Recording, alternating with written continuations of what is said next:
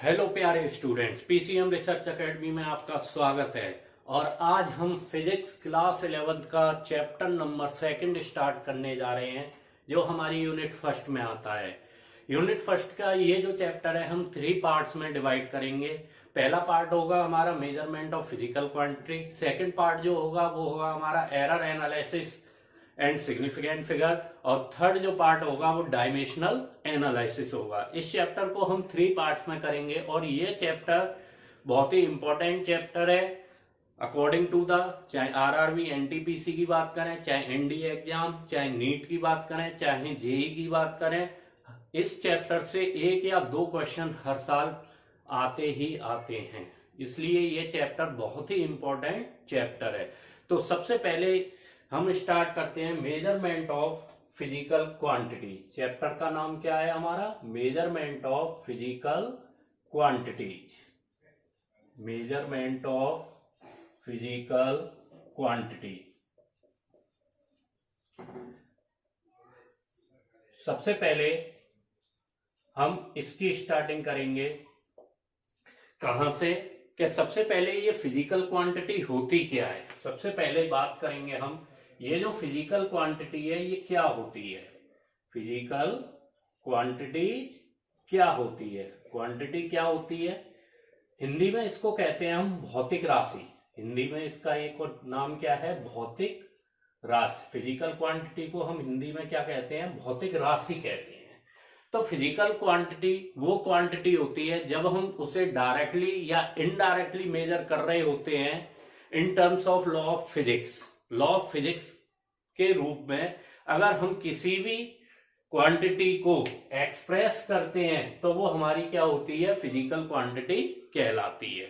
जितने भी हमें एग्जैक्ट वैल्यू चाहिए होती है या कोई भी वैल्यू निकालनी होती है तो हम इसी फिजिकल क्वांटिटी द्वारा वो वैल्यूज बताते हैं। मींस जैसे अगर हम बात करें, लेंथ है, टेम्परेचर है, टाइम है, ये सब हमारी क्या है? एक क्वांटिटी होती है, फिजिकल क्वांटिटी होती है, जिसके बारे में हम नेचर या नेचुरल जो फिनोमेना होता है उसके बारे में जब डिस्कस करते हैं तो उसके लिए हम फिजिकल क्वांटिटी का यूज करते हैं। अगर हम हिंदी में बात करें इसकी डेफिनेशन की, ये यूपी बोर्ड वालों के लिए भी क्लास है और इसमें हिंदी में जब बात की जाती है तो भौतिक राशियां वे राशियां होती हैं जो हमें एक संख्या के रूप में व्यक्त करना होता है और जिसको हम प्रत्यक्ष रूप से माप सकते हैं, तो वही हमारी क्या है? भौतिक राशि है।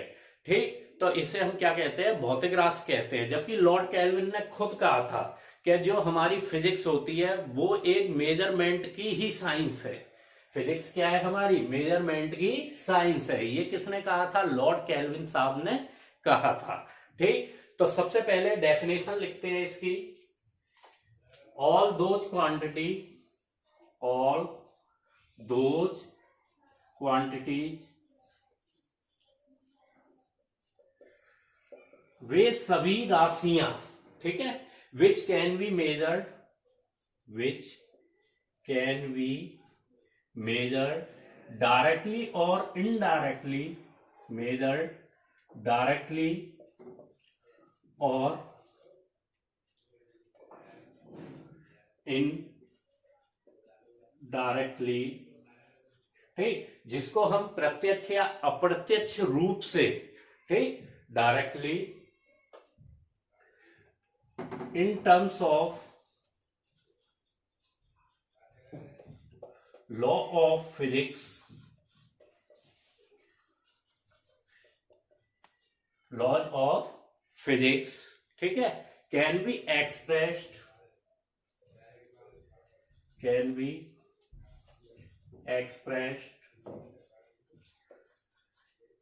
are called physical quantities। इसको हम क्या कहते हैं? फिजिकल क्वांटिटीज कहते हैं। वो क्वांटिटी जिनको हम डायरेक्टली या indirectly in terms of law of physics के टर्म में अगर हम डायरेक्टली एक्सप्रेस करते हैं तो उसे हम क्या कहते हैं? फिजिकल क्वांटिटी कहते हैं।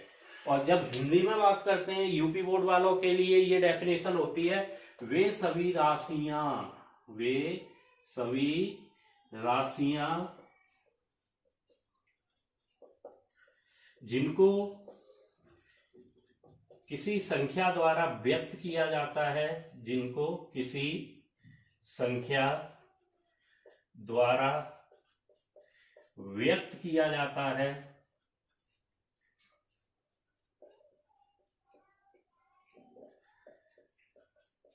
और प्रत्यक्ष रूप से मापा जा सकता है, और प्रत्यक्ष रूप से मापा जा सकता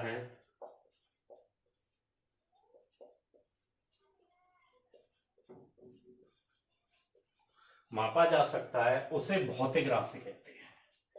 उसे क्या कहते हैं हम? भौतिक राशि कहते हैं।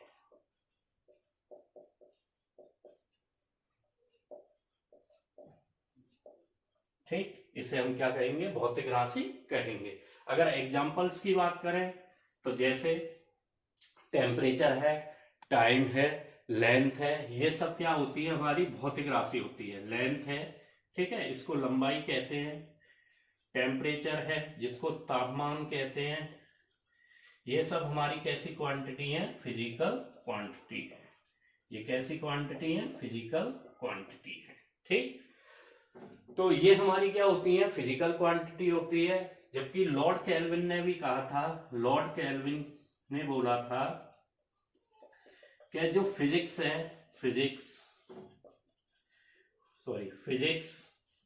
जो फिजिक्स होती है वो हमारी मेजरमेंट की साइंस है। किसकी है? मेजरमेंट की साइंस है। Physics is a measurement of science, measurement of science. ठीक है, फिजिक्स जो है हमारी मापन की ही विज्ञान है। साइंस ऑफ मेजरमेंट, क्या बोल सकते हैं इसको? साइंस ऑफ मेजरमेंट है। तो भौतिक विज्ञान बोल सकते हैं, भौतिक विज्ञान मापन की ही विज्ञान है। भौतिक विज्ञान मापन की विज्ञान है। तो इसको हम क्या कहते हैं? फिजिकल क्वांटिटीज कहते हैं। तो ये था हमारा first topic, what is a physical quantity. भौतिक राशि क्या है? All those quantity which can be measured directly, indirectly in terms of a law of physics can be expressed are called physical quantity. जिसको हम डायरेक्टली या indirectly किसी भी term में एक्सप्रेस करते हैं मेजरमेंट के द्वारा, तो वो हमारी फिजिकल क्वांटिटी होती है। जबकि यूपी बोर्ड में क्या डेफिनेशन लिख सकते हैं? वे सभी राशियां जिनको किसी संख्या द्वारा व्यक्त किया जा सकता है और प्रत्यक्ष रूप से मापा जा सकता है, उसे हम भौतिक राशि कहते हैं। Example for length, temperature, time, ये सब हमारी क्या है? फिजिकल क्वांटिटी है। जबकि बात करते हैं लेंथ को हम लंबाई कहते हैं, टेम्परेचर को तापमान कहते हैं। लॉर्ड केल्विन ने कहा था भौतिक विज्ञान ही मापन की विज्ञान है। तो physics is the science of measurement. Measurement की साइंस कौन है? फिजिक्स है। ठीक है, तो ये था हमारा फर्स्ट टॉपिक। सबसे पहले कि फिजिकल क्वांटिटी क्या होती है।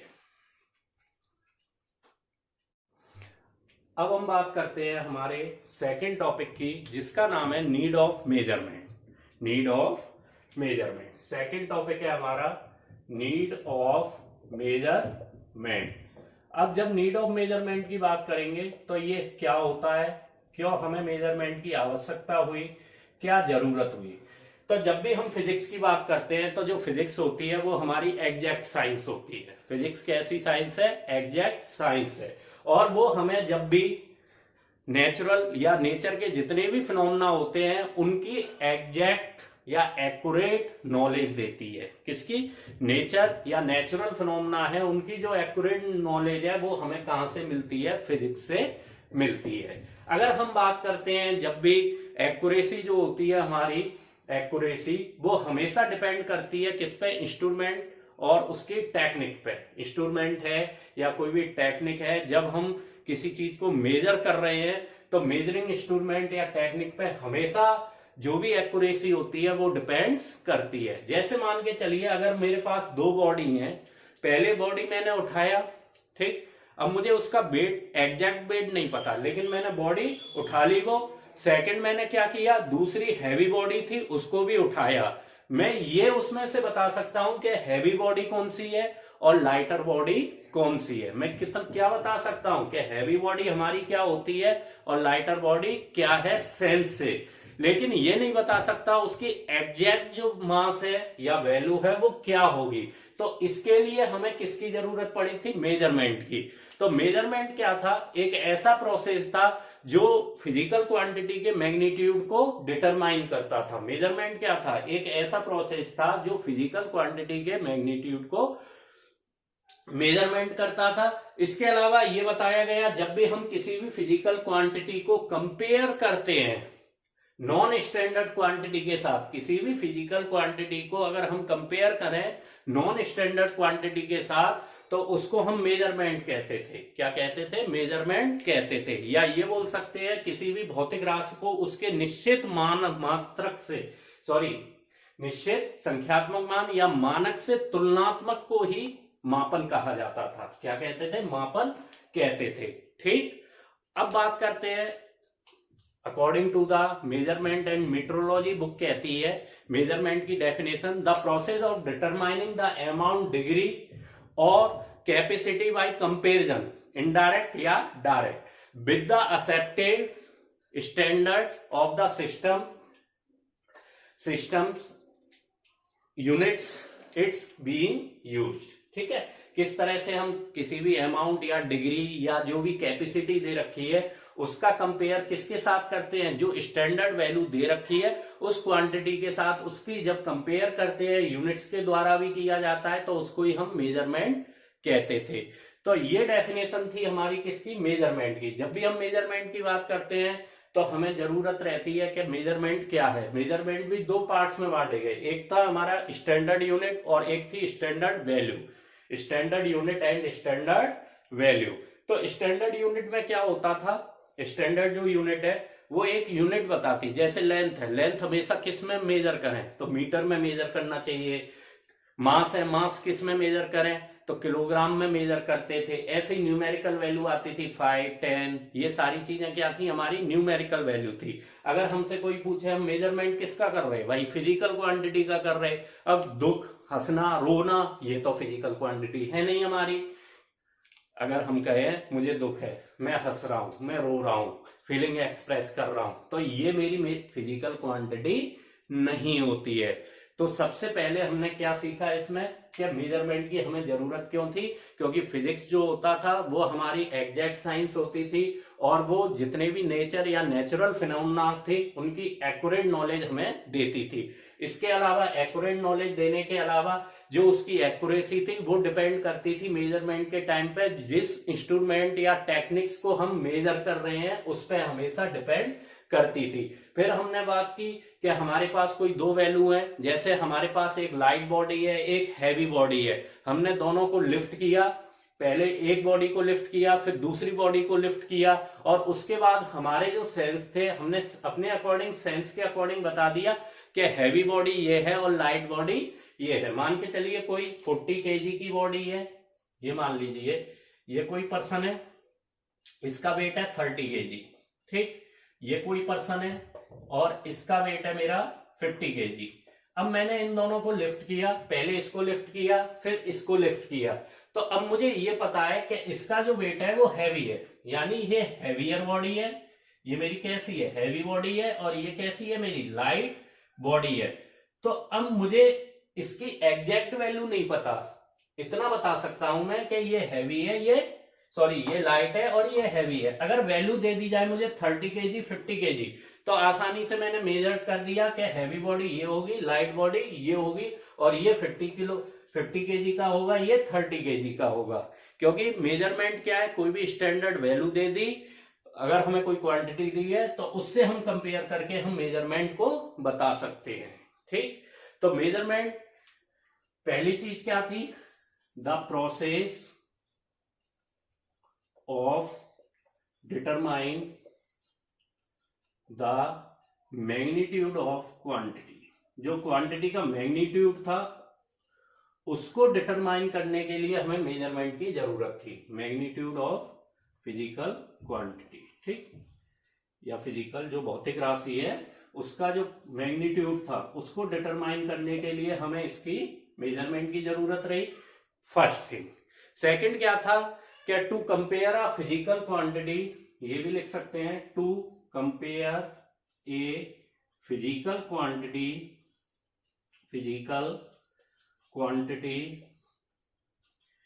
with the compared to a physical quantity, ठीक है, with a non standard quantity या स्टैंडर्ड वैल्यू, ठीक है, standard quantity is called measurement.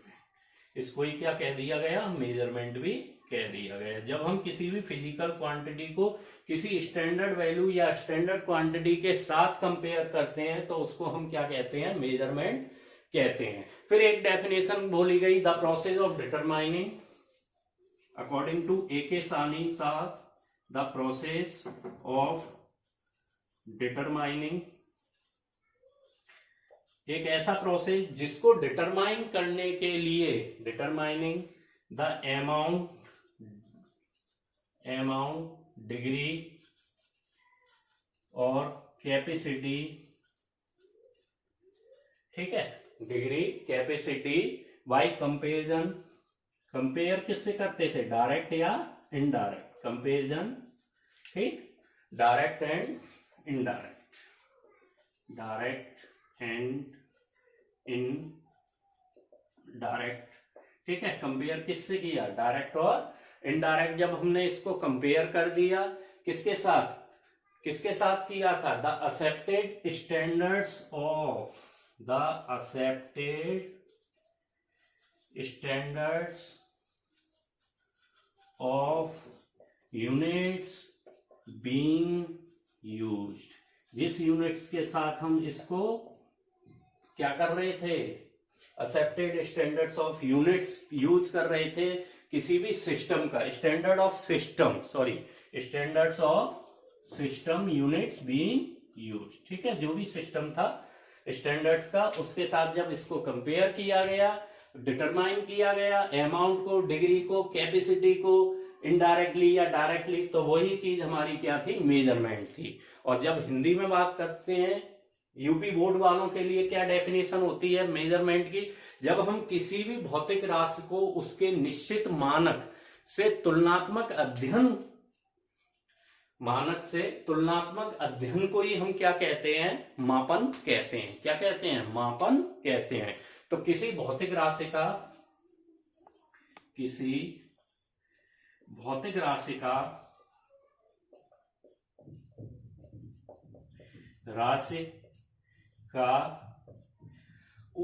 भौतिक राशि का उनके निश्चित मानक से, उनके निश्चित मानक से तुलनात्मक अध्ययन, तुलनात्मक अध्ययन ही मापन कहलाता है। क्या कहलाता है, मापन कहलाता है, ठीक। इसको हम क्या कहते हैं, इसको ही हम मापन कहते हैं। मापन मीन्स मेजरमेंट, ठीक। किसी भी भौतिक राशि का उसके निश्चित मानक से तुलनात्मक अध्ययन ही क्या कहलाएगा, मापन कहलाएगा। अब ये 2 पार्ट्स में है, अब इसके 2 पार्ट्स पढ़ेंगे, कैसे मेजरमेंट में 2 पार्ट्स का हमने यूज किया, ठीक। अब हम बात करेंगे स्टैंडर्ड यूनिट और स्टैंडर्ड वैल्यू के बारे में। स्टैंडर्ड यूनिट क्या होती है, the unit in which the quantity being measured, जिस क्वांटिटी द्वारा हम किसी यूनिट को मेजर करते हैं तो वो हमारी स्टैंडर्ड यूनिट होती है, ठीक। कि जिस इकाई में भौतिक राशि मापी जाती है उसे हम क्या कहते हैं, मात्रक कहते हैं। क्या कहते हैं, मात्रक, ठीक। तो स्टैंडर्ड यूनिट्स, सबसे पहले बात करते हैं किसकी, स्टैंडर्ड यूनिट। उसके बाद बात करेंगे एक स्टैंडर्ड वैल्यू होती है हमारी। ये दोनों टर्म बहुत ही इंपॉर्टेंट है क्योंकि ये न्यूमेरिकल में बाद में काम आएंगे हमारे। ये जो टर्म है इनके बीच का जो रिलेशन होगा वो बाद में काफी काम आएगा। स्टैंडर्ड वैल्यू भी बोल सकते हैं या न्यूमेरिकल वैल्यू भी कह सकते हैं। क्या कह सकते हैं, न्यूमेरिकल वैल्यू, स्टैंडर्ड या न्यूमेरिकल वैल्यू भी कह सकते हैं, न्यूमेरिकल वैल्यू, ठीक। तो सबसे पहले हम स्टैंडर्ड यूनिट की बात करते हैं। तो स्टैंडर्ड यूनिट क्या होती है? The unit in which the quantity, the unit in which quantity being measured, in which quantity being measured, ठीक है, जिस भौतिक राशि द्वारा, ठीक है, जिस इकाई में भौतिक राशि मापी जाती है उसको हम क्या कहते हैं? यूनिट कहते हैं। क्या कहते हैं भाई? यूनिट कहते हैं, ठीक है। जिस इकाई में भौतिक राशि मापी जाती है उसे मात्रक कहते हैं। जिस इकाई में भौतिक राशि मापी जाती है उसे मात्रक कहते हैं, यूनिट कहते हैं। क्या कहते हैं? मात्रक कहते हैं, ठीक है। इसको ही हम क्या कहते हैं? यूनिट कहते हैं। जैसे एग्जाम्पल फॉर, अगर लेंथ की बात करते हैं तो लेंथ के लिए एक यूनिट बनाई गई जिसको हम मीटर कहते हैं। लंबाई का जो मात्रक होता है वो क्या होता है? मीटर। अगर हम लेंथ की बात करें, लेंथ की जो यूनिट होती है वो क्या होती है? हमारी मीटर होती है। ऐसे ही मास के लिए एक यूनिट बनाई गई, वो क्या थी? मेरी किलोग्राम थी। द्रव्यमान की जो यूनिट थी वो क्या थी? मेरी किलोग्राम थी, ठीक है। तो ये हमारी क्या होती है? यूनिट्स होती है। The unit in which quantity being measured. जब हम किसी भी क्वांटिटी को मेजर्ड करते हैं तो वो क्या होती है? हमारी यूनिट कहलाती है। अब बात करते हैं न्यूमेरिकल वैल्यू की। अगर कोई भी फिजिकल क्वांटिटी हमें रिप्रेजेंट करना है न्यूमेरिकल वैल्यू में या फिर मैग्नीट्यूड में, तो उसको हम क्या कहते हैं? न्यूमेरिकल वैल्यू कहते हैं। जो भौतिक राशि परिमाण को प्रदर्शित करती है, हिंदी में यूपी बोर्ड वाले कहते थे जो भौतिक राशि, हिंदी में क्या कहा जाता है? जो भौतिक राशि परिमाण को प्रदर्शित करती है उसको हम स्टैंडर्ड वैल्यू कहते हैं, ठीक है। जो भौतिक राशि परिमाण को प्रदर्शित करती है उसको हम क्या कहते हैं? प्रदर्शित करती है उसको हम स्टैंडर्ड या न्यूमेरिकल वैल्यू कहते हैं। उसको संख्यात्मक मान कहते हैं। क्या कहते हैं? संख्यात्मक मान कहते हैं। क्या कहते हैं? संख्यात्मक मान कहते हैं, ठीक। मीन्स अब इसकी बात, if any physical quantity represents numerical value in any physical quantity represents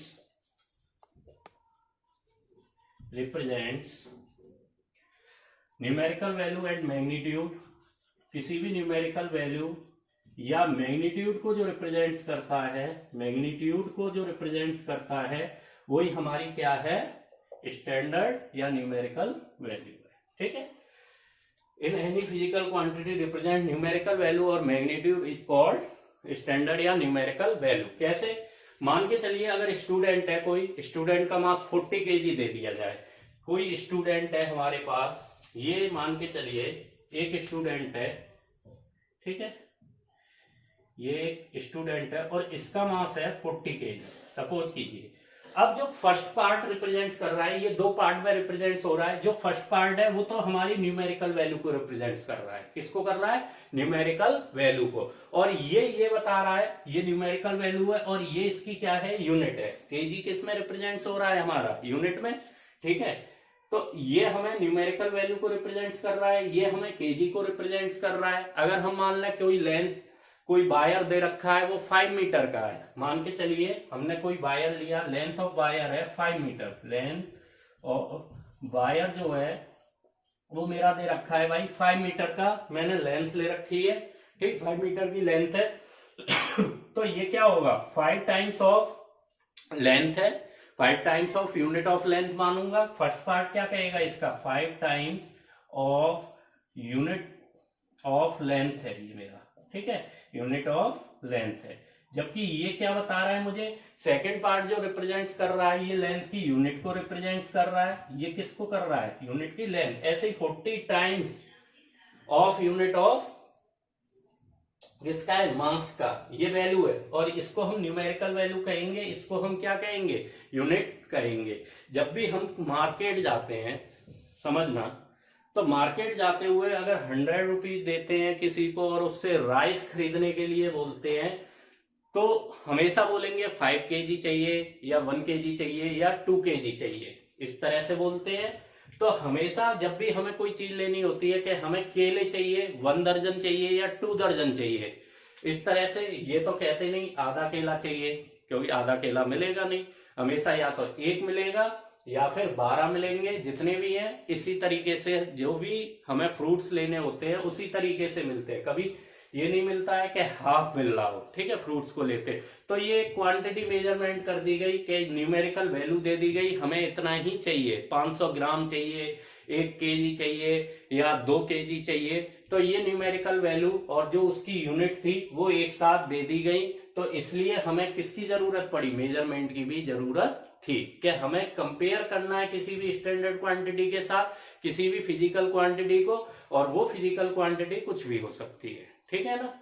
तो ये था हमारा स्टैंडर्ड यूनिट और स्टैंडर्ड न्यूमेरिकल वैल्यू, ठीक। इसके बाद बात करते हैं अब हम relationship between unit and numerical value में। अब बात करते हैं relationship between unit and numerical value. अगला टॉपिक क्या है हमारा, relationship between units and numerical value.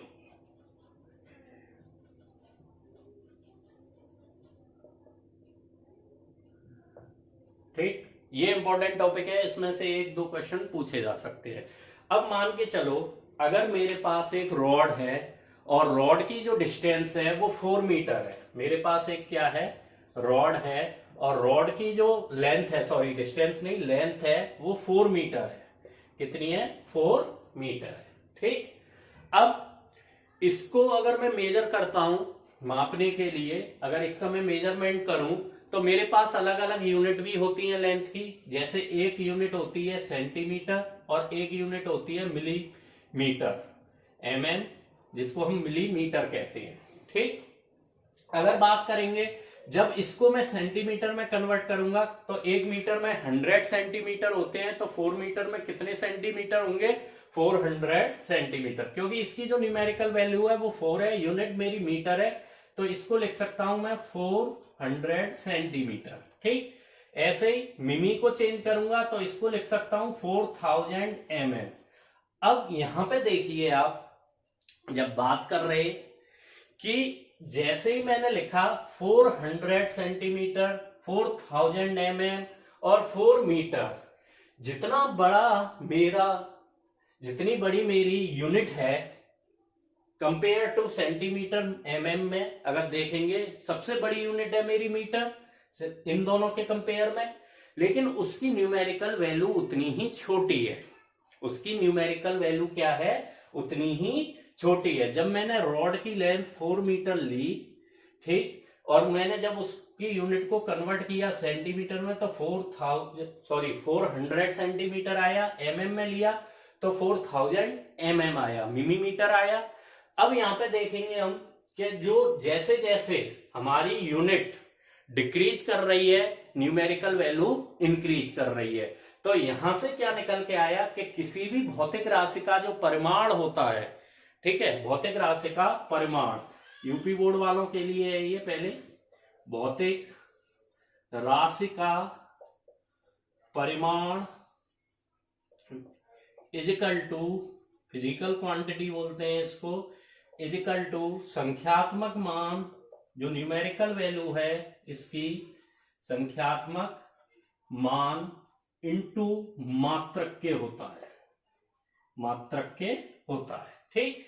तो इसको लिख सकते हैं हम physical quantities P equal to N into U, physical quantity equal to numerical value into unit. क्या लिख सकते हैं, न्यूमेरिकल वैल्यू और इंटू यूनिट, जो फिजिकल क्वांटिटी है जो आप मांगते हो। जैसे छड़ है, यहाँ पे रॉड की बात कर रहे थे, छड़ की बात कर रहे थे, तो रॉड एक फिजिकल क्वांटिटी हो गई। चावल खरीदने जाओगे, राइस खरीदने जाओगे, कि मुझे एक ने कहा मान लो राइस खरीद रहे हैं 5 केजी चाहिए, दूसरे व्यक्ति ने आके कहा 5000 ग्राम चाहिए, दोनों की वैल्यू तो सेम है, मान सेम रहे हैं, राइट, लेकिन डिफरेंस किस में आया, यूनिट और न्यूमेरिकल्स वैल्यूज में। तो physical quantity is equal to N into U होता है, और न्यूमेरिकल जो वैल्यू होती है, न्यूमेरिकल वैल्यू वो डायरेक्टली प्रोपोर्शनल टू होती है हमारे किसके, 1 साइज ऑफ यूनिट के। जो साइज ऑफ यूनिट है यू के, यानी इनवर्सली प्रोपोर्शनल टू किसके होगी, साइज ऑफ यूनिट के। तो इससे ये निकल के आया जितनी ज्यादा न्यूमेरिकल वैल्यू होगी उसकी यूनिट उतनी ही कम होगी, जिसकी यूनिट ज्यादा होगी उसकी न्यूमेरिकल वैल्यू कम होगी। ठीक, तो यहां से एक कंसेप्ट निकल के आता है, N into U is equal to किसके होता है, कांस्टेंट के होता है, और n1 u1 is equal to किसके होता है, n2 u2। ये न्यूमेरिकल्स में आगे जब हम डायमेंशंस निकालेंगे वहां पे बहुत काम आने वाला है। ये जो पार्ट है न्यूमेरिकल का काफी काम आने वाला है। तो हम लिख सकते हैं the numerical value is inversely proportional to the numerical value is inversely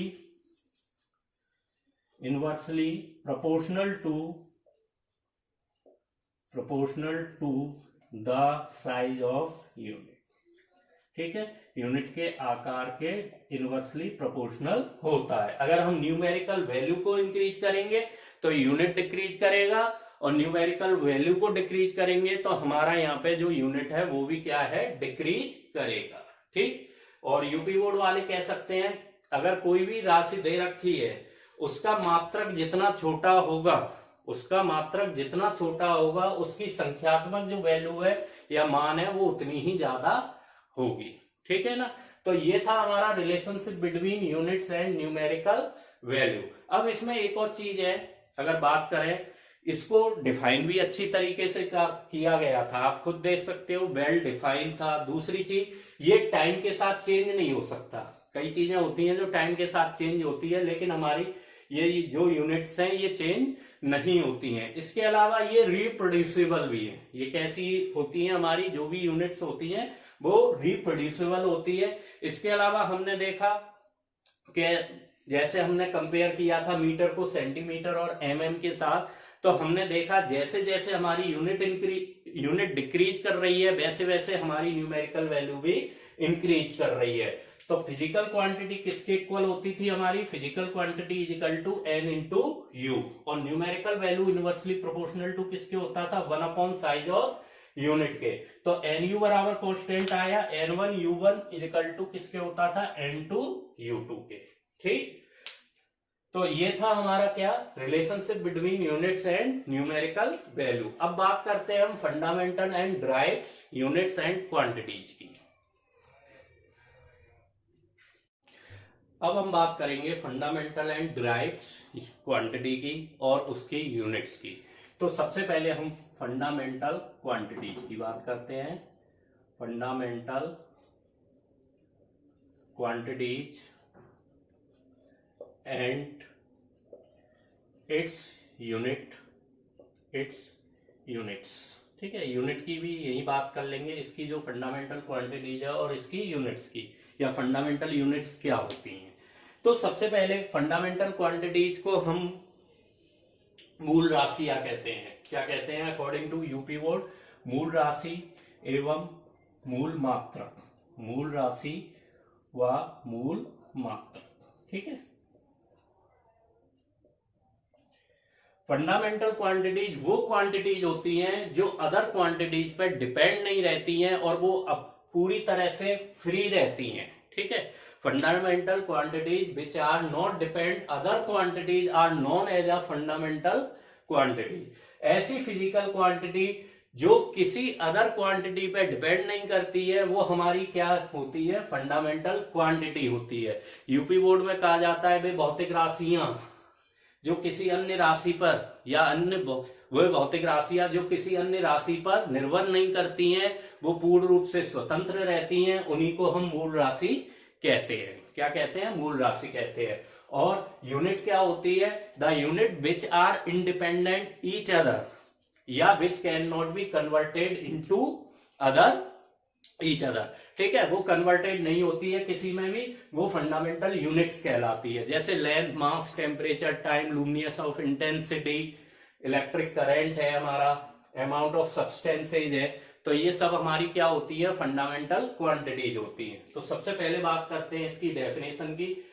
according to the CBSE board अगर देखेंगे, जब हमें इंग्लिश में लिखनी होती है the physical quantities which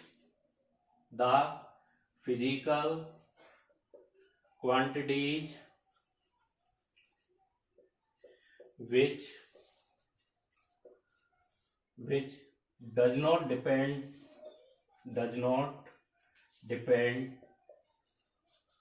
depend upon other quantities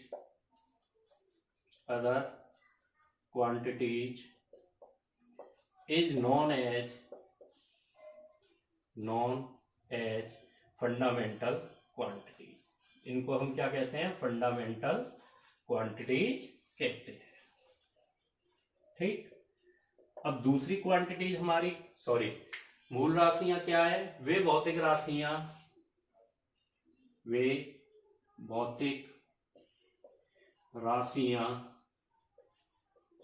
राशियां जो अन्य किसी राशियों पर निर्भर नहीं करती हैं, जो अन्य किसी राशि पर निर्भर नहीं करती है,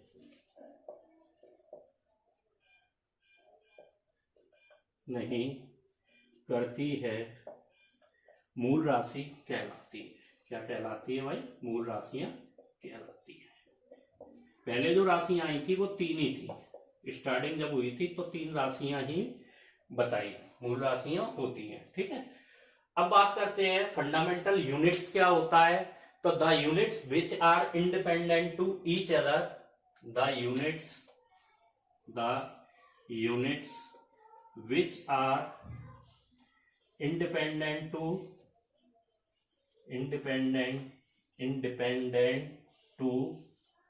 each other, ठीक है, वे यूनिट जो एक दूसरे पे इंडिपेंडेंट रहती हैं, या which cannot be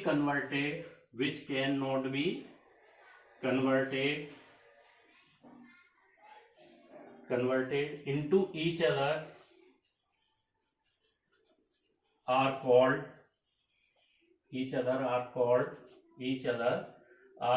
fundamental units। इसको हम क्या कहते हैं, फंडामेंटल यूनिट्स कहते हैं।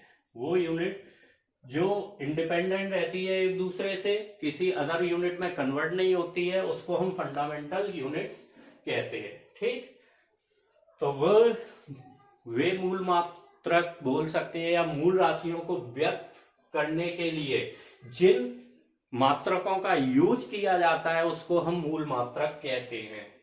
जिन मूल राशियों को व्यक्त करने के लिए उसमें लाए जाने वाले मात्रक को हम मूल मात्रक कहते हैं। क्या, मूल राशियों को व्यक्त करने के लिए जिन मात्रकों का प्रयोग किया जाता है, मूल राशियों को व्यक्त करने के लिए जिन मात्रकों का प्रयोग किया जाता है, जिन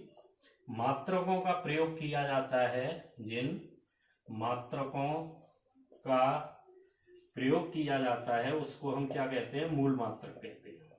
ठीक है, प्रयोग किया जाता है उन्हें हम क्या कहते हैं, मूल मात्रक कहते हैं। ठीक, तो ये थी हमारी फंडामेंटल क्वांटिटी और फंडामेंटल यूनिट्स। क्योंकि ये जो फंडामेंटल क्वांटिटी में वो फिजिकल क्वांटिटी होती है जो अदर क्वांटिटीज पे डिपेंड नहीं करती है। अगर एग्जांपल्स की बात करेंगे तो लेंथ, ठीक, किलोग्राम, मास,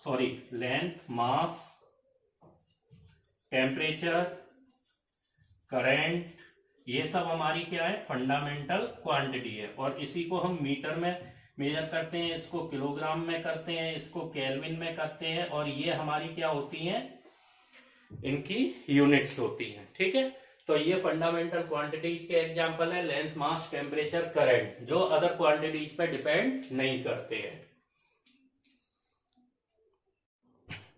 अब हम बात करते हैं ड्राइव्ड क्वांटिटीज की। एंड ड्राइव्ड क्वांटिटीज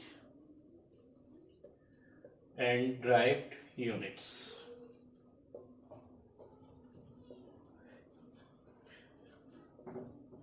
अगर हम ड्राइव क्वांटिटीज की बात करते हैं तो ड्राइव क्वांटिटीज वो क्वांटिटीज होती हैं जो फंडामेंटल क्वांटिटीज से प्राप्त की जाती है। ठीक है, ड्राइव क्वांटिटीज कौन सी क्वांटिटीज है? जो हमें फंडामेंटल क्वांटिटी से मिलती हैं। कैसे मिलती हैं? देखो, दोज फिजिकल क्वांटिटीज, दोज लिख सकते हैं इसको, those physical quantities,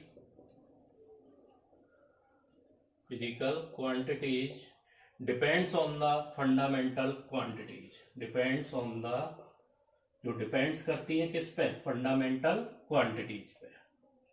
fundamental quantities, या जो हमें फंडामेंटल क्वांटिटीज से जो भी राशि मिलती है उसको हम व्युत्पन्न राशि कहते हैं। इसको हिंदी में क्या कहते हैं? व्युत्पन्न राशि एवं व्युत्पन्न मात्रक, एवं व्युत्पन्न मात्रक भी कहते हैं। क्या कहते हैं? व्युत्पन्न मात्रक। ठीक, वे भौतिक राशियां जो मूल राशियों से प्राप्त की जाती हैं या मूल राशियों की सहायता से प्राप्त की जाती है, वो हमारी क्या होती है? ड्राइव क्वांटिटीज होती है। ठीक, और यूनिट क्या होती है? जो हमें फंडामेंटल यूनिट से मिलती हैं वही हमारी क्या है? ड्राइव्ड यूनिट्स हैं। ठीक, या मूल मात्राओं की सहायता से दिए जाने वाले मात्रक या व्यक्त किए जाने वाले मात्रक ड्राइव्ड यूनिट्स कहलाते हैं। ठीक, तो कहते भी है the unit which are not independent of each other which are obtain from the fundamental quantities या फंडामेंटल यूनिट्स।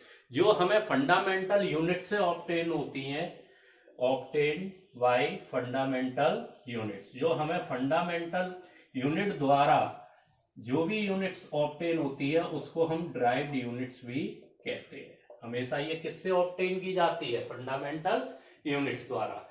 और यूपी बोर्ड के छात्रों के लिए जो डेफिनेशन होती है वो क्या होती है? वे भौतिक राशियां जो मूल राशियों से प्राप्त की जाती हैं, जो मूल राशियों की सहायता से प्राप्त की जाती हैं, मूल राशियों की सहायता से प्राप्त की जाती हैं, सहायता से प्राप्त की जाती है,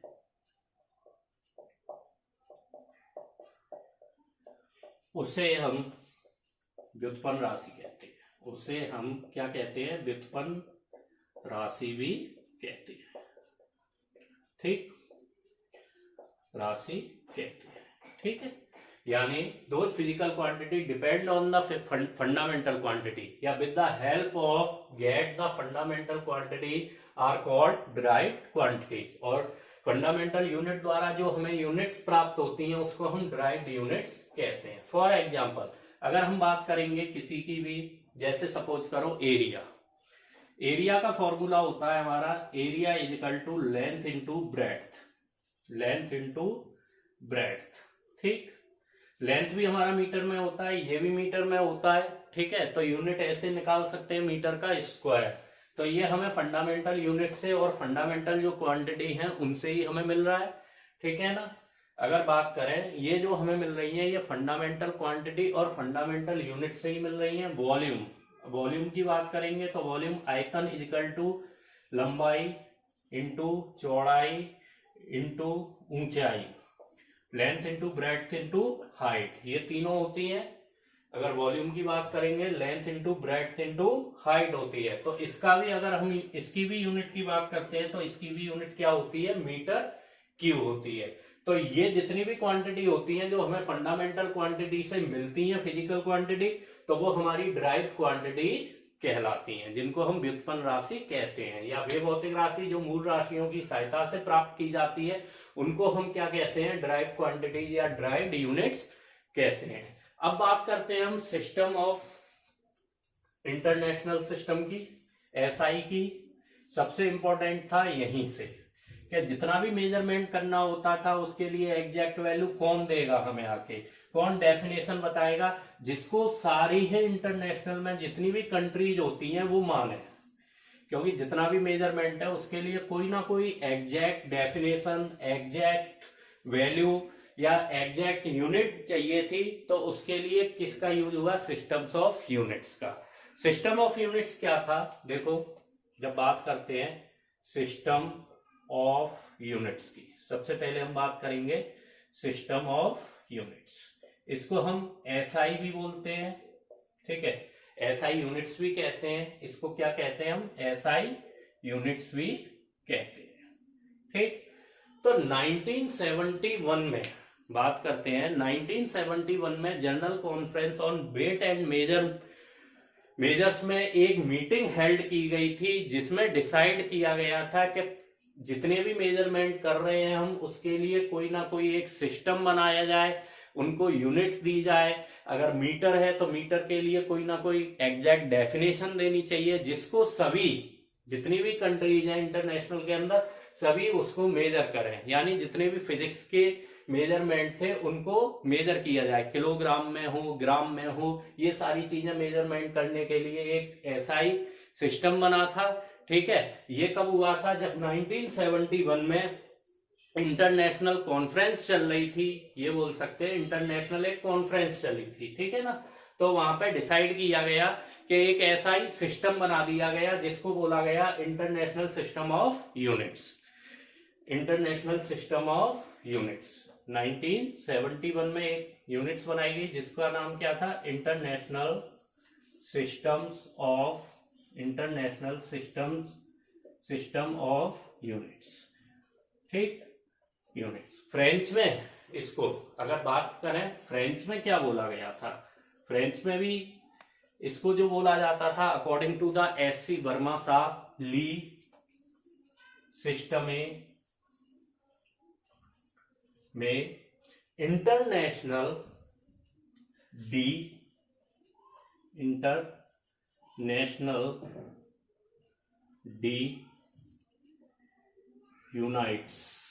यूनिट्स को ये बोला गया था, ठीक है, यूनिट्स को क्या बोला गया, यूनिट्स। तो ये सिस्टम बना एसआई सिस्टम, और यहाँ पे जब पूरे यूनिट्स का एक कंप्लीट सेट बना दिया गया मेजरमेंट करने के लिए, जो भी फंडामेंटल या ड्राइव क्वांटिटीज थी उनको मेजर करने के लिए पूरा एक कंप्लीट सेट बना दिया गया, यही सेट हमारा सिस्टम ऑफ यूनिट्स कहलाया। द कंप्लीट सेट, जितना भी कंप्लीट सेट था यूनिट का उनको मेजर करने के लिए, यानी फंडामेंटल क्वांटिटी, ड्राइव क्वांटिटीज को मेजर करने के लिए एक सेट बनाया गया जिसको क्या कहा गया, एसआई यूनिट्स कहा गया। जब स्टार्टिंग की बात करते हैं, जब भी किसी कंप्लीट सेट की बात करते हैं, तो स्टार्टिंग में जो सिस्टम बना था, एक सिस्टम था हमारा सीजीएस, एक होता था हमारा एमकेएस,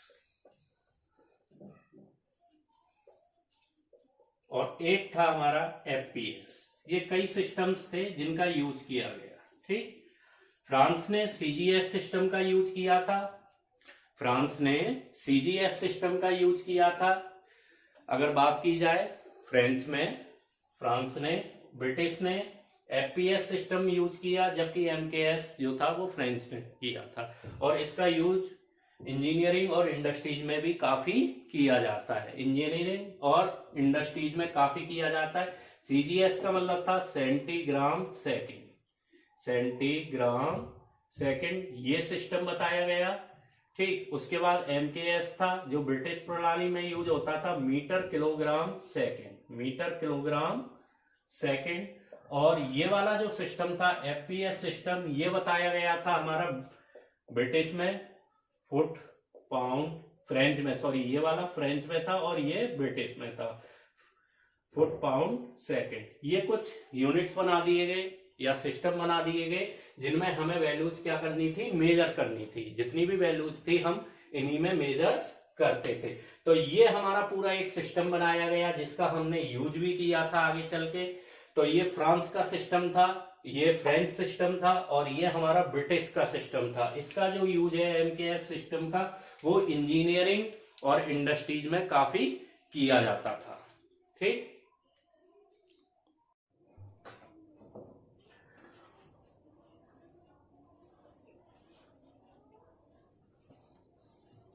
अब हम बात करते हैं इसमें आगे कि जब स्टार्टिंग हुई थी तब हमें 7 तो सिस्टम फंडामेंटल क्वांटिटीज बताई गई थी। क्या क्या पार्ट बताए गए थे इसमें? 7 जो थी वो फंडामेंटल क्वांटिटीज बताई गई थी, 7 फंडामेंटल क्वांटिटीज, ठीक। 2 सप्लीमेंट्री यूनिट्स बताई गई थी। 2 क्या थी हमारी? सप्लीमेंट्री क्वांटिटीज थी, सप्लीमेंट्री क्वांटिटीज। और स्टार्टिंग में जो 20 डेराइव्ड क्वांटिटीज के बारे में एसआई ने हमें बताया था। जब स्टार्टिंग हुई थी तब इतना एसआई यूनिट्स ने हमें मेजर करके दिया था कि हमारी 7 फंडामेंटल क्वांटिटीज होती है, 2 सप्लीमेंट्री क्वांटिटीज है और 20 डेराइव्ड क्वांटिटीज है, ठीक है ना। तो सबसे पहले बेसिक एसआई सिस्टम और उसके यूनिट्स की बात करते हैं। जो भी फंडामेंटल क्वांटिटी थी उनकी यूनिट क्या थी। तो सबसे पहले हम 7 फंडामेंटल क्वांटिटीज की बात करेंगे, ठीक। 7 फंडामेंटल क्वांटिटीज की बात करें अगर, मान लीजिए जाए ये हमारा serial number, fundamental quantities, FQ fundamental quantities, units, ठीक है, यूनिट्स। अगर हम 7 की बात कर रहे हैं तो पहली जो फंडामेंटल क्वांटिटीज थी, फर्स्ट इज लेंथ, क्योंकि पहले 3 ये क्वांटिटी ज्यादातर यूज की गई थी, मीटर, उसके बाद बाकी की क्वांटिटी आई थी। सेकंड इज मास, मास की यूनिट थी हमारी किलोग्राम, लेंथ की क्या होती थी? मीटर, ठीक। तीसरा था हमारा टाइम, टाइम की यूनिट क्या होती थी? सेकंड, टाइम की यूनिट क्या थी? सेकंड। 4 जो थी हमारी टेम्परेचर, टेम्परेचर को केल्विन ने बताया था तो उनके नाम पे ये यूनिट हुई केल्विन, ठीक। Fifth is electric current, electric current, ये एम्पियर थे तो एम्पियर साहब ने बताई थी तो इनके नाम पे ये यूनिट हो गई। 6 इज लुमिनियस इंटेंसिटी, नियस इंटेंसिटी, ठीक है। ये हमें जिसने बताया उनका नाम कैंडेला था तो उनके नाम पे हो गई। 7 थी हमारी amount of substances, amount of substances, और ये इसकी यूनिट होती थी मोल। तो सबसे पहले लेंथ की जो यूनिट थी वो हमारी मीटर थी, मास की जो यूनिट थी किलोग्राम हुआ करती थी, इसके अलावा टाइम था वो सेकंड में बताया गया, टेम्परेचर था वो केल्विन में बताया गया, और इलेक्ट्रिक करंट था वो एम्पियर में बताया गया था, लुमिनियस इंटेंसिटी थी उसकी यूनिट कैंडेला थी, अमाउंट ऑफ सब्सटेंस थे वो मोल थे। तो ये हमारी 7 फंडामेंटल क्वांटिटीज होती थी। पहले एसआई ने इन्हीं 7 फंडामेंटल क्वांटिटीज के बारे में बताया सबसे पहले, ठीक, और ये ही बताई गई थी यूनिट्स के रूप में। अब बात करते हैं 2 सप्लीमेंट्री की। अगर बात करते हैं एसआई यूनिट तो 2 सप्लीमेंट्री एसआई यूनिट्स जो होती हैं, 2 सप्लीमेंट्री एसआई यूनिट्स जो हैं, अगर बात करें 2 सप्लीमेंट्री एसआई यूनिट्स की बात करें, ये 7 एसआई यूनिट्स हो गई हमारी, ये एसआई यूनिट्स हैं, ठीक है। ये जो जितनी बताई गई ये एसआई यूनिट्स बताई गई। तो 2 सप्लीमेंट्री एसआई यूनिट्स में फर्स्ट था प्लेन एंगल, जिसकी होती थी रेडियन, और एक था सॉलिड एंगल जिसकी होती थी स्टेरेडियन, ठीक है, स्टेरेडियन। प्लेन एंगल की यूनिट रेडियन, सॉलिड एंगल की क्या होती थी? स्टेरेडियन। तो ये 2 हमारी सप्लीमेंट्री एसआई यूनिट्स थे जिनका हम यूज करते थे। इससे हमें क्या फायदा हुआ था? कुछ फायदे भी मिले थे। जैसे ही हमारी एसआई यूनिट्स बनी थी तो उनके मेरिट्स के बारे में पढ़ते हैं हम। एसआई यूनिट्स के जितने भी मेरिट्स हैं उनके बारे में डिस्कस करेंगे अभी।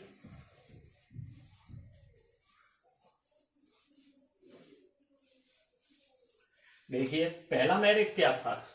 एसआई यूनिट जब यूज करते थे तो उसके लिए जितनी भी यूनिट्स होती थी उनके लिए एक ही यूनिट का यूज करते थे, है ना। जो भी फिजिकल क्वांटिटी दे रखी है उसकी सेम यूनिट रहती थी, यूनिट चेंज नहीं होती थी। जब एसआई यूनिट की बात करते थे हम, अगर एसआई यूनिट की बात करें तो एनर्जी है, सपोज कीजिए हमारे पास क्या है? एनर्जी, और एनर्जी की यूनिट जो होती थी वो जूल होती थी। एनर्जी की यूनिट एसआई यूनिट क्या होती थी? जूल होती थी। जब एसआई यूनिट की बात करेंगे, ये हमारी क्या है, एनर्जी की एसआई यूनिट्स क्या है, जूल है, ठीक है। तो एसआई यूनिट जूल होती थी, लेकिन जैसे ही हम एमकेएस सिस्टम की बात करते थे, यहाँ पे किसकी बात करेंगे अब, एमकेएस सिस्टम की। एमकेएस में अगर बात करें तो जो एनर्जी होती थी वो 3 पार्ट्स में कन्वर्ट करते थे। एक होती थी मेरी मैकेनिकल एनर्जी, एक होती थी थर्मल एनर्जी, और एक होती है इलेक्ट्रिकल एनर्जी।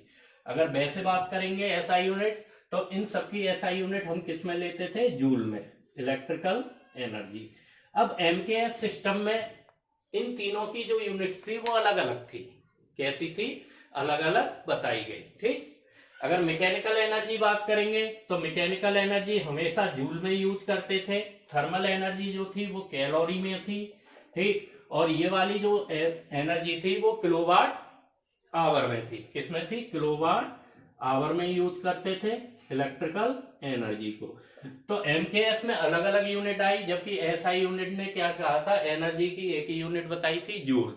तो in this system a physical quantity has only 1 unit.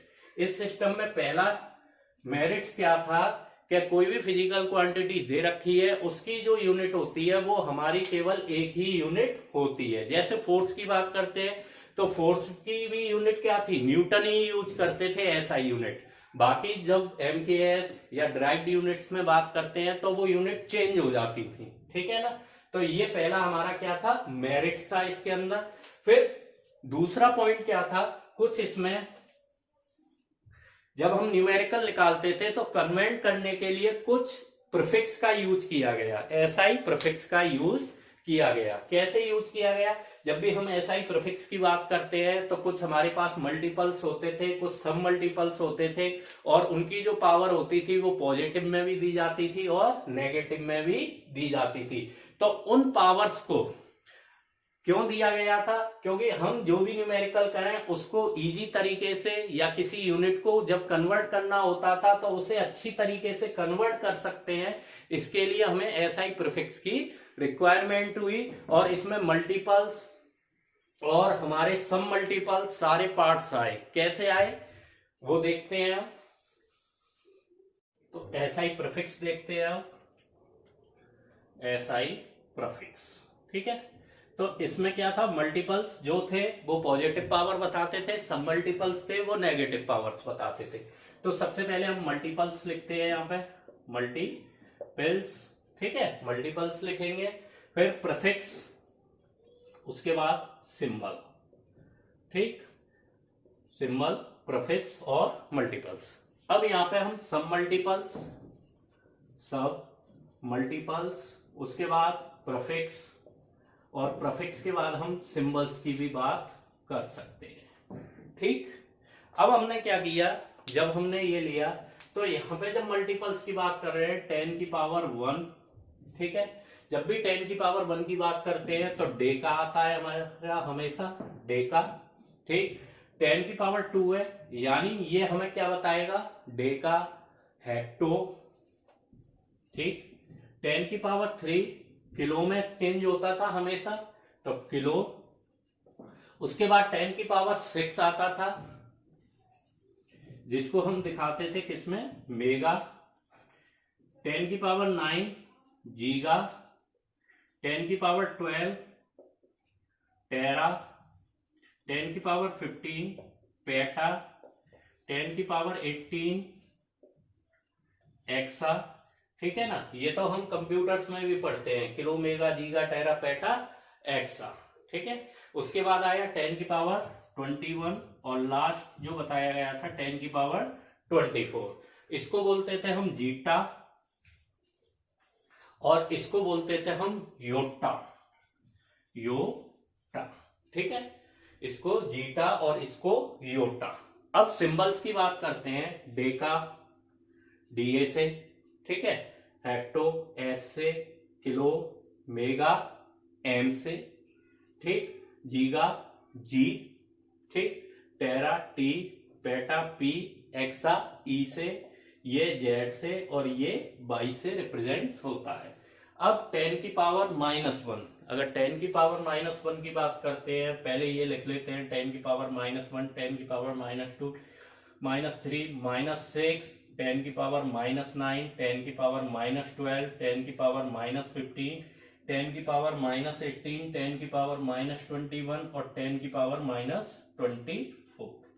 ठीक है ना।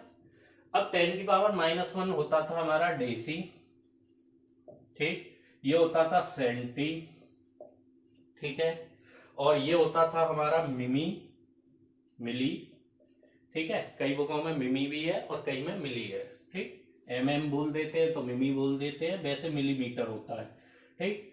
10 की पावर -6 माइक्रो, 10 की पावर -9 नैनो, 10 की पावर -12 पिको, ठीक है, nano, pico, femto, atto, femto, 10 की पावर -50, 10 की पावर -18 ऑटो, और इसको बोलते हैं 10 की पावर, इसको जेप्टो, 10 की पावर -21 क्या होता था, जेप्टो, और इसको बोलते थे येप्टो, ठीक है।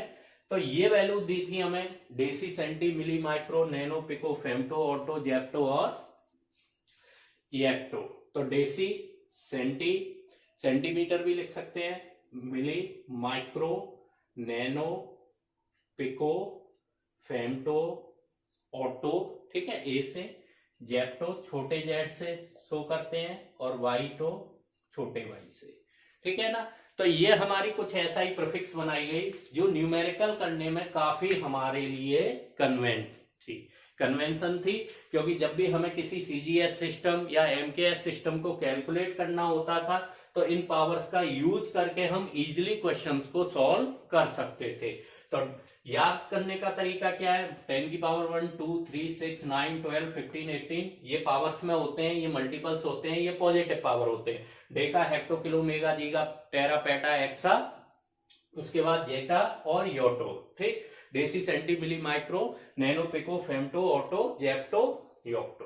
तो इस तरह से हम इसे यूज कर सकते हैं। जैसे हमसे किसी ने कहा कि 1 माइक्रो सेकेंड किसके इक्वल है, 1 माइक्रो सेकेंड को हम लिख सकते थे 10 की पावर -6 सेकेंड के, 10 की पावर -6 सेकेंड से। अभी हमसे बोल दे कि 1 गीगा हर्ट्ज किसके इक्वल होता है, तो 10 की पावर 9 हर्ट्ज के इक्वल होगा। किसके इक्वल होगा, 10 के पावर -9 हर्ट्ज के इक्वल होगा, ठीक है। ये वैल्यू रहती है जो हम बात कर रहे थे, ओके, क्लियर है। तो ये होते हैं हमारे एसआई प्रीफिक्स, और इन्हें हमने आसानी से कर लिया। ऑलमोस्ट जितनी भी क्वांटिटीज थी एसआई यूनिट्स की वो ड्राइव क्वांटिटीज में भी एक्सेप्टेबल थी, इंटरनेशनली ड्राइव क्वांटिटीज को भी यहाँ पे एक्सेप्टेबल बना दिया गया था। अगर 2 या 2 से अधिक जैसे प्रीफिक्स दिए हुए हैं और उसको हम एक साथ नहीं लिख सकते, कैसे मैंने लिखा, मैम के चलो 10 की पावर -12 फेरड है, ये फेरड है, तो मैं इसको अगर लिख दूं माइक्रो फेरड लिख सकता हूं क्या, माइक्रो फेरड लिख सकता हूं, नहीं, ये गलत होगा। इसको मैं लिख सकता हूं 10 की पावर -12 पिको फेरड, या तो इसको किस में शो कर सकता हूं, 10 की पावर -12 फेरड दिया है तो इसको मैं माइक्रो फेरड लिख सकता हूं, नहीं लिख सकता। इसे किस में रिप्रेजेंट कर सकता हूं, केवल पिको फेरड में ही रिप्रेजेंट कर सकता हूं। तो इस तरह से हमने एसआई यूनिट देख लिया। तो आज के लेक्चर में हमने पहले सीखा था फिजिकल क्वांटिटीज क्या होती है, नीड क्या थी मेजरमेंट की, उसके बाद फंडामेंटल ड्राइव क्वांटिटीज क्या होती है, उसके बाद हमने एसआई यूनिट्स के बारे में पढ़ा, ठीक। इसके अलावा रिलेशनशिप बिटवीन न्यूमेरिकल वैल्यू और आपकी स्टैंडर्ड जो यूनिट होती है उसके बारे में भी पढ़ा। और नेक्स्ट लेक्चर में हम जो है 7 जो फंडामेंटल क्वांटिटीज है और 2 सप्लीमेंट्री क्वांटिटीज है उनकी डेफिनेशंस पढ़ेंगे, क्योंकि वो डेफिनेशन कहीं कहीं पे पूछी भी जा सकती है 1 मार्क्स में, एमसीक्यू में, ठीक है ना। तो उसके बारे में डिस्कस करेंगे। और उसके बाद कुछ छोटी छोटी यूनिट्स होती हैं जिनमें वैल्यूज पूछी जाती हैं कि 1 लाइट ईयर है किसकी यूनिट है, ठीक है। इस टाइप के क्वेश्चन पूछे जाते हैं 1 मार्क्स में, तो उन क्वेश्चन को सेकंड लेक्चर में हम डिस्कस करेंगे। तो फर्स्ट लेक्चर हमारा आज फिनिश होता है। अगर आपको वीडियो पसंद आया हो तो प्लीज इसे शेयर कीजिए, सब्सक्राइब कीजिए और लाइक कीजिए।